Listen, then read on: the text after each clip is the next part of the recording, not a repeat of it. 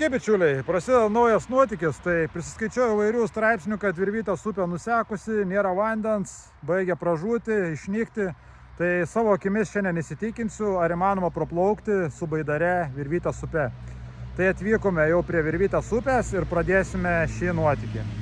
Tai kam patinka mano kūrimas turinys, nepamirškite paspausti like, parašyti komentarą, o dabar važiuojam.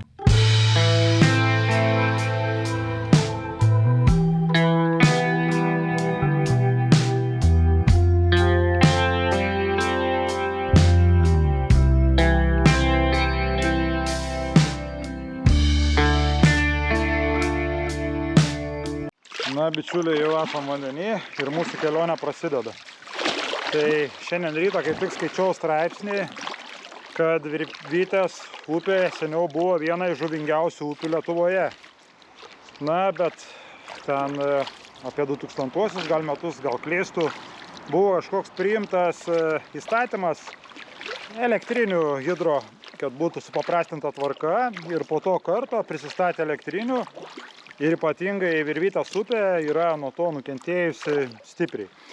Ir kiek teko skaityti, kad būna tokių dienų ir valandų, kad visiškai nusenka vanduo ir nelieka vandens. Tai pridėsiu keletą nuotraukų, ką pavyko internete rasti ir galėsit patys pasižiūrėti.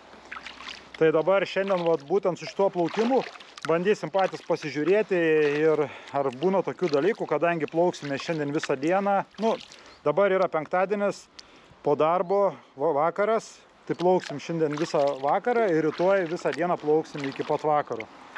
Išplauksim į Ventos upę, tai toks yra tikslas, Virvytę plaukiu pirmą kartą, tai noriu pats pasižiūrėti, ar iš tikrųjų yra tokia bloga situacija, yra taip sudėtinga plaukti su baidarėmis. Esu prisiskaitęs apie šią upę, kad tikrai yra labai įspūdingo grožio šita upė. Tai pats noriu tuo įsitikinti, nes kas mane stebite, iš seniau matėte, kad plaukiau praeitais metais Dubysą. Tai Dubysą tikrai yra viena iš tų upių, kurioje tikrai plauksim dar ne kartą, nes nerealaus grožio. Tai pradedam kelionę, na ir žiūrėsim, ką pavyks mums pamatyti plaukiant šią upę. Na, prasideda nuotykiai. Pirmas minis slenkstis. O, tokių akmenų po vandeniu yra. Dabar kol kas dar jokių ekstremalių išbandymų nesutikom. Na, vandenį yra ir medžių įkritę nemažai. Matėm įspūdingą ąžuolą. Prasideda lietutis, tikėkime, labai nesušlapsim. Na, šiek tiek įsilėjo. Atrodo, debesų nėra, bet gavom pasislėpti šiek tiek nuo lietaus.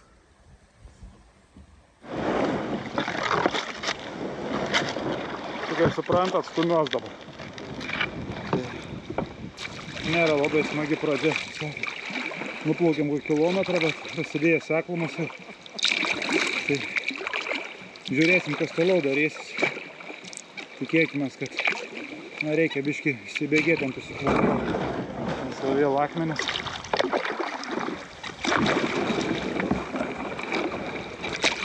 Girdžiu dar vieną. Tokių šlankėlių mini. Nemažai slankščiukų. Plauksim dar per vieną. Reikia net nemačiusi iš karto bėgėti, galvoju. Nebūtų paskiau. Nebūtų per vieną.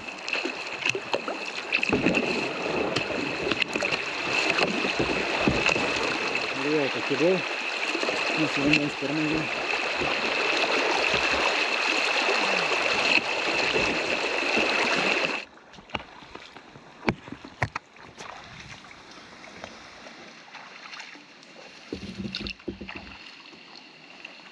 Na, gamtos grožis tikrai neblogas. Vertinčiau kokiu 8. Kiek esu plaukęs upių. Tikrai. Gaila, kad dabar pati pradžia tokia. Daug seklumų, mažytės lenkščiai, daug akmenų. Bet kol kas nesugadino plaukimo malonumo. Tai tikėkime, kad bus viskas labai pozityviai.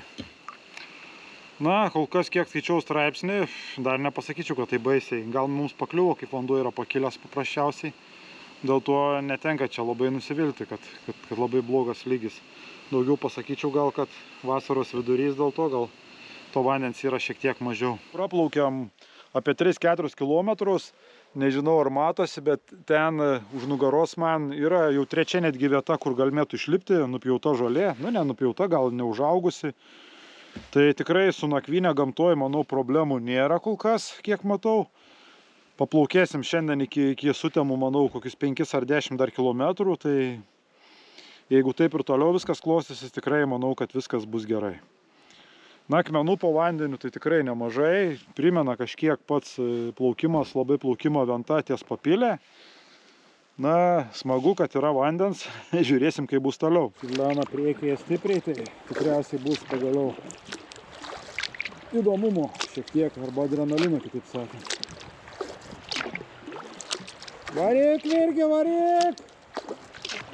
Drąsuoliai! Jokas jokiais, bet greičiausiai, kad čia bus toks įslenkštis, kad jokas tai paims ir tiek. Jis labai nusekė. Bus tarp akmenų, ko gero. Netikėkime startas, kad būtų praplaukti.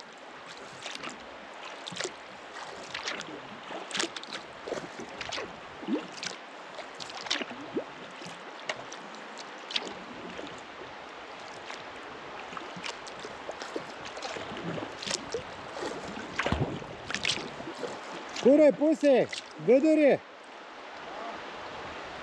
Geriau plaukt vidurio?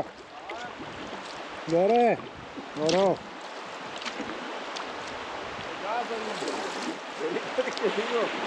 Ne, turiu kim daugiau gazą.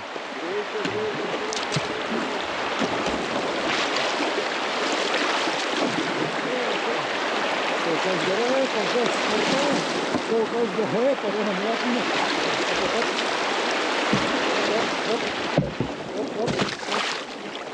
Pasakai. Na, priplaukėm prie kažkokio didelio akmens. Graži vieta. Kaip matot, vaizdelis už nugaros pasakiškas. Nebetoli Tryškiai, jau tuoj saulėlydas.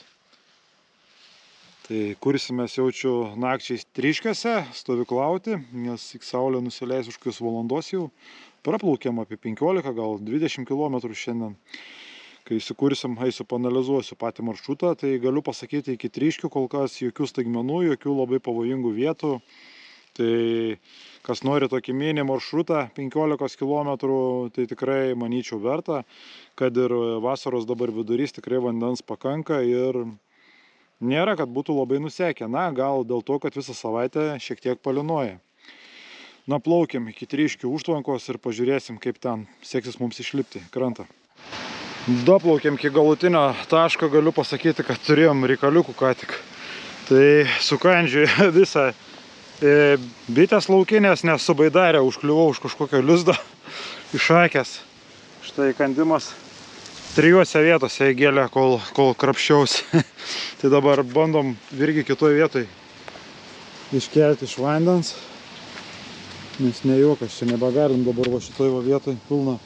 Neįs prizuminti, bet pilna dabar bičių skraido. Nu štai, baidarės, palapinė, mūsų pavėsinė. Tai eisime miegoti ir nuotykius rytoj tęsim.